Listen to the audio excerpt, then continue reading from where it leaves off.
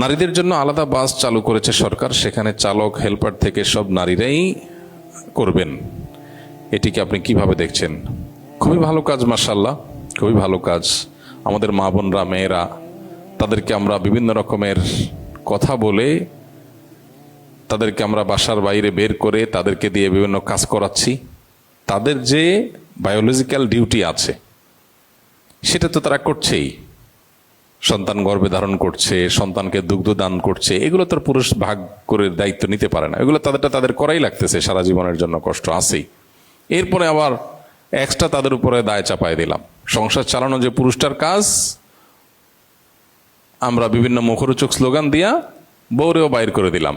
এবার বউ বাইর করে তার টাকার সব কি সে ভোগ করে? বাস্তবতা কি? সেও একটা পার্ট দেয় সংসারে বেশিরভাগ ক্ষেত্রে। তো এই সমস্ত করে আমরা তাদেরকে বের করেছি। এখন এই সমস্ত মেয়েদের চলাফেরা, রাস্তাঘাটে দেখা যায় বিভিন্ন রকমের হ্যারাসমেন্টের শিকার তারা হয়, খুবই দুর্ভাগ্যজনকভাবে। অতএব তাদের জন্য যাতায়াতের জন্য আলাদা বাস হলে, আলাদা পরিবহনের ব্যবস্থা থাকলে সেফটি সিকিউরিটি নিশ্চিত হবে, এটা ভালো। সেক্ষেত্রে চালক সহ যারা থাকবে তারা আবার যথাযথ প্রশিক্ষিত যেন হয়, সেটাও গুরুত্বপূর্ণ, সেদিকটাও খেয়াল রাখতে হবে। আর পাশাপাশি এই কাজটা যেরকম খুবই প্রশংসনীয় একটা কাজ আমরা মনে করি, অবশ্যই সাধুবাদ পাওয়ার মতো একটা কাজ করেছে সরকার, কিন্তু সেই সাথে শিক্ষা প্রতিষ্ঠানেও মেয়েদের ছেলেদের সাথে পড়তে গিয়ে হ্যারাসমেন্টের শিকার যেন না হয়, সেখানেও তাদের স্পেশালাইজড শিক্ষা প্রতিষ্ঠান করা দরকার। রেস্টুরেন্টগুলোতে তাদের জন্য স্পেশালাইজড ব্যবস্থা করা দরকার। আমরা দেখি আমাদের দেশে মেয়েদের স্পেশালাইজড যে সমস্ত শিক্ষা প্রতিষ্ঠান আছে সেগুলো খুব সুনামের সাথে পড়ালেখা হয়ে আসছে। আমরা ভিকারুন্নেসা নন স্কুলের কথা বলতে পারি, আমরা ইডেন কলেজের কথা, শেষের দিকে হয়ে গেছে, কিন্তু এটা তো ঐতিহাসিক।